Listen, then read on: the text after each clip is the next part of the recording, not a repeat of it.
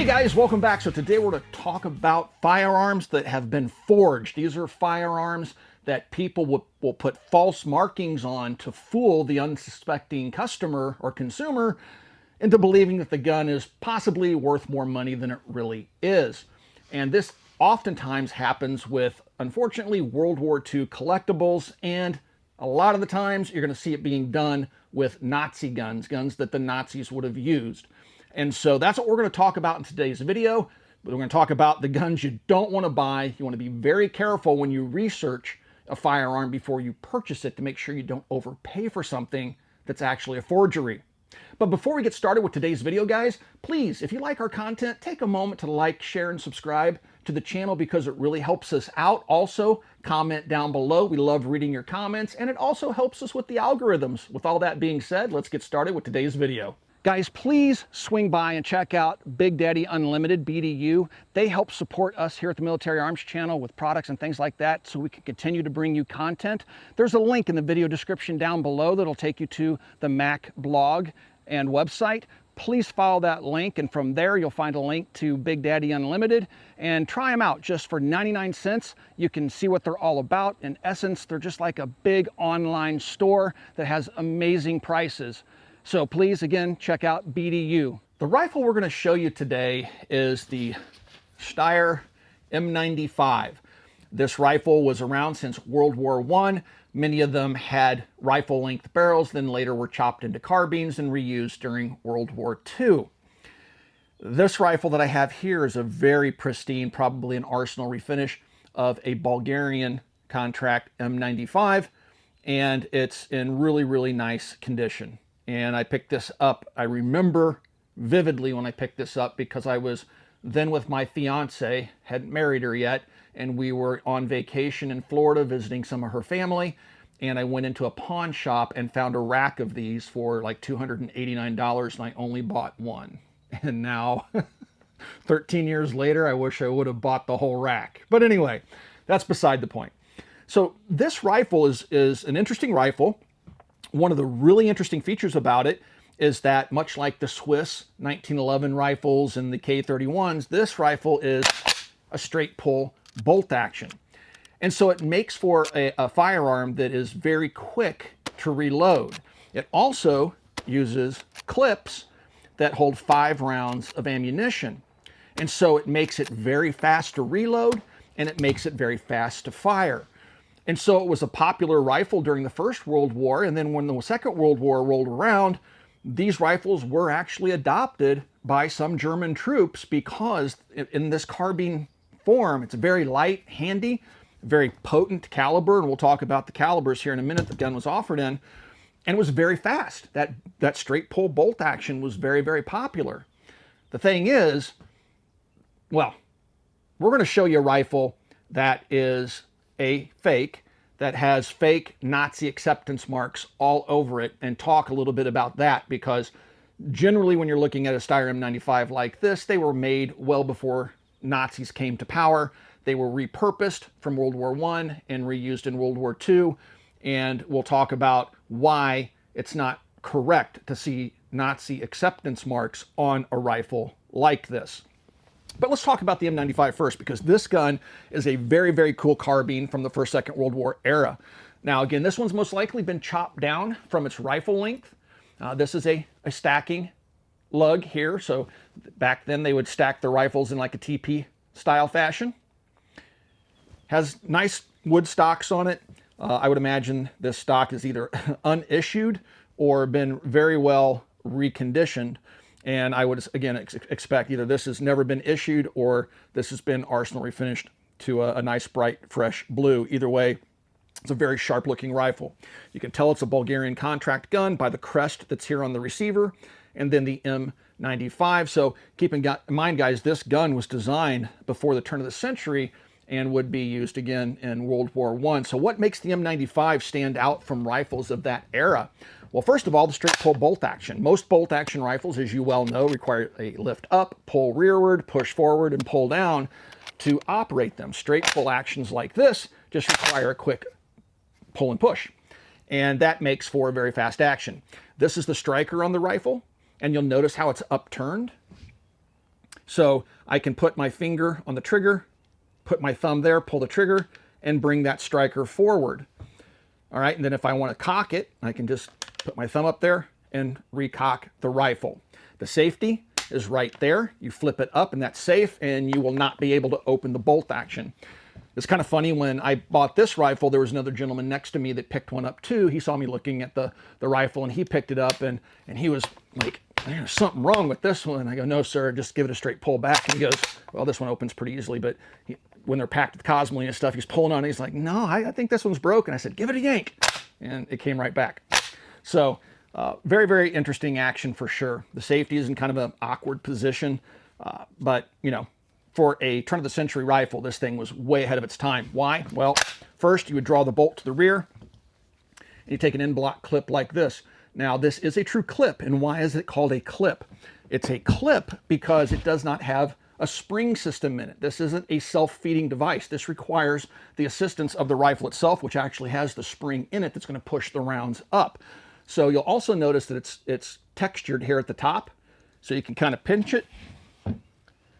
You insert the clip into the rifle like this and just push it down until it locks, and it will, and that round slipped forward, it'll lock into place once it's all the way down. And now there's a spring inside of there that's pushing up on those rounds. So when you go to load the weapon, just push the bolt forward. You'll see it, see how it's picking up that round? Push it forward, and the weapon is ready to fire. So now watch what happens when I fire this gun, because you're going to watch this area here, because if you look underneath the rifle, there's an open spot right here in front of the trigger guard. The clip will fall through the action when the gun runs dry. Again, very forward thinking. Now, this rifle is chambered in 8x56R. It's been rechambered, and I can tell because there is an S mark on the top of the barrel right here. So the rifles were originally chambered in 8x50R, which was a round-nosed bullet, and later they were rechambered to a more powerful round that had a Spitzer bullet. And when they rechambered the guns to the more powerful Spitzer, the 8x56R, they stamped the barrels with an S. So if you pick one of these up, it can be in several calibers. You'll want to make sure you know what caliber the gun is. The easiest way to get one that you can readily shoot when the market's not crazy is look for that S on top of it, because that's going to tell you that's a 8x56R, and this ammunition is still in production by companies like PPU. All right, if you get an 8x50R, good luck finding ammunition for it. You just can't.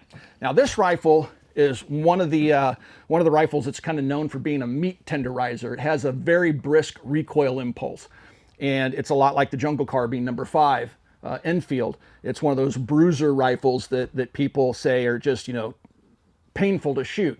If you shoulder them in the meat of your shoulder and get it right there and don't get it on a bone, it's actually a pretty pleasant gun to shoot, but you will notice this thing jumps around quite a bit. Let's go for that 100-yard challenge steel target.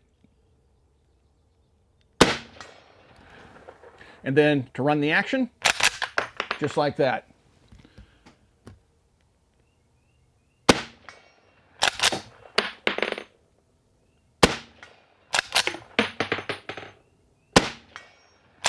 Now watch what happens down here. See that? Dropped out. She's got a little kick to her. To reload, just stick another clip into the gun.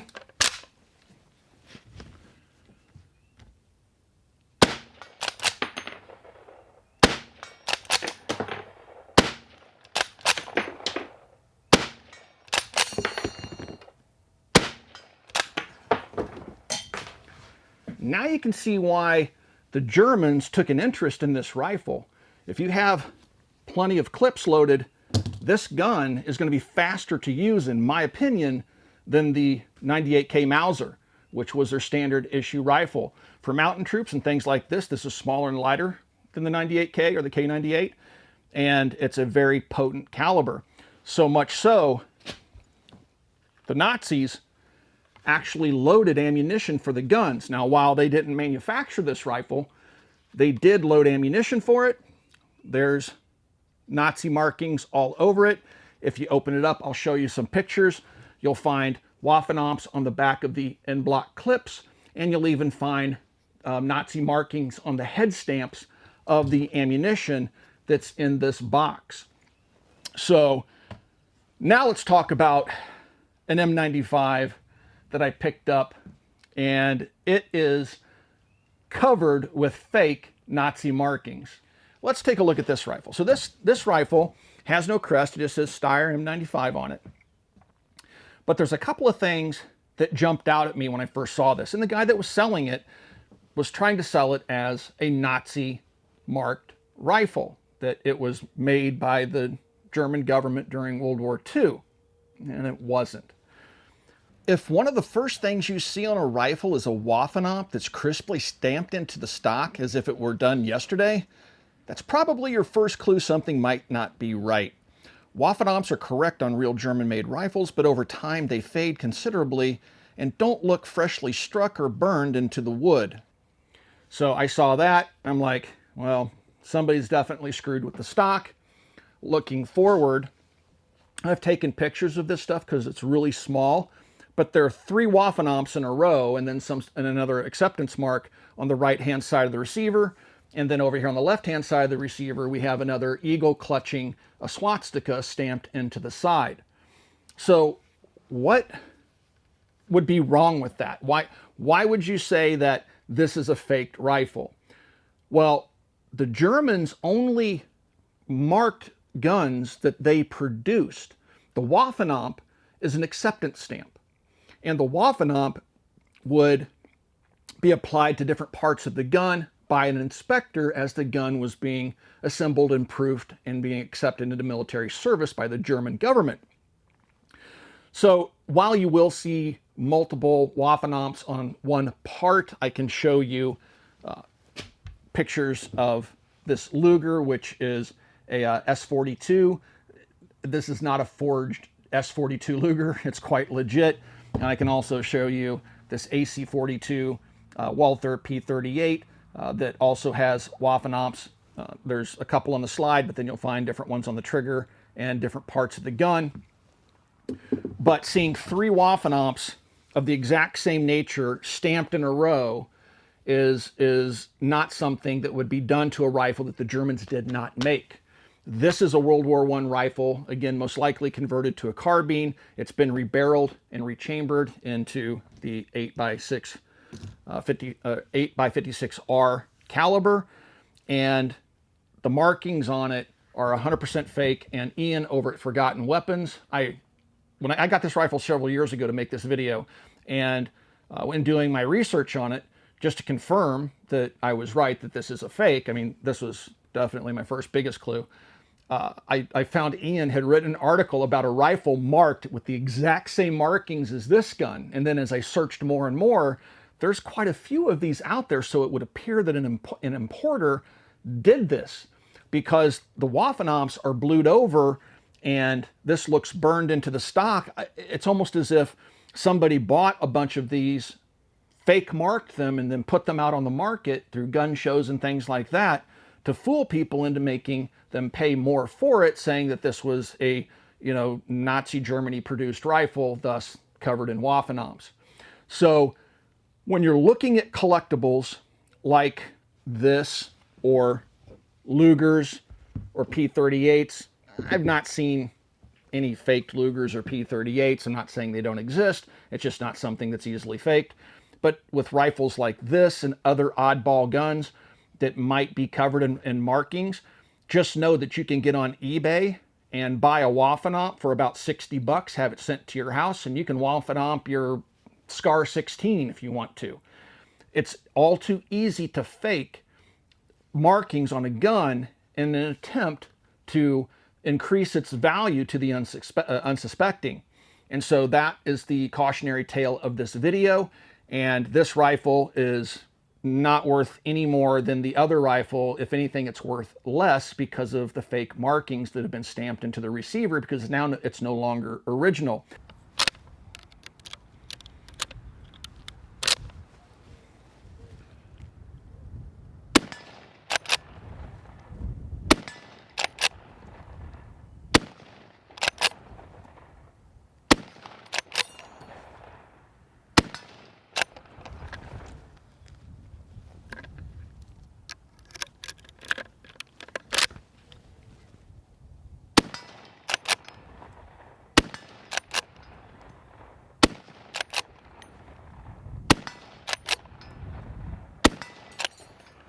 So anyway, there you go. The Steyr M95, very cool. You can find them in rifle length and in carbine length. You can find them at gun shows, auction sites, things like that. And they're good rifles to have if you're a milsurp collector. They're definitely fun when the ammunition is available. You know, it's a fun rifle to take out and let folks shoot because it's steeped in history. This is a gun that served in both world wars. Pretty cool indeed. Now, while I showed you the M95 that was forged, it's not just the German guns that would be faked. There are fakes of the No. 5 jungle carbine, for example. If you go to a gun show, I can spot one a mile away because generally the stocks are wrong and you can look at the receiver and the receivers are wrong. But if you want to be absolutely 100% sure on a jungle carbine, take that top handguard off. If the barrel's not fluted, you're looking at a fake. So it's not just that German guns were faked. Other highly desirable firearms from both world wars, there's the possibility that they could be faked or that they could have forced matched serial numbers. And that's something that will also devalue the gun. It's not just putting fake Waffenamps on a gun that will devalue it. I've seen Lugers where people have tried to force match the numbers because the Germans, when they manufactured the Lugers, they put the serial number on pretty much every part they could if the part was big enough to accept a 2-digit number from the full serial number. And so I've seen Lugers for sale where they would like overstamp and try to force match the receiver to the toggle and things like that. So you want to be on the lookout for stuff like that because it greatly devalues the gun, especially when you're talking about guns like the Luger. All right, guys, I hope you enjoyed today's video. This is something that I've been wanting to make for quite some time, and finally we decided to go ahead and do it. And what prompted that was I found my end block clips that go with the rifle. I have so many of these darn clips, and they're spread out all over the place. I've been trying to get everything put together in one spot, found them, and said, let's do the video. So I hope you enjoyed the video, guys. It's certainly a lot of fun shooting these old milsurps. These are guns that, you know, even though the prices have gone up, they're still more affordable than some other firearms that are out there, modern firearms like ARs, AKs, and stuff like that that are coming into the country. Plus, it's just so much fun collecting these old things. Guys, if you'd like to support us here at the Military Arms Channel so we can continue to bring you content like this, please consider becoming part of our Patreon family. There's a link in the description below. Give that link a click. I answer all personal communications one-on-one with all of our Patreons. We post behind-the-scenes content. You get early access to videos like this. And again, we've built a great community there where folks interact with each other. Again, there's a link down below. Also, right here on YouTube, there's a little join button underneath the video player you're watching right now. Click that join button and consider supporting us here on YouTube. And last but not least, guys, please swing by and check out coppercustom.com. Thank you for 13 years of support, and we will talk to you guys soon. That clip fits in very smoothly. Get in there, you little stinker. All right, guys. We'll talk to you soon.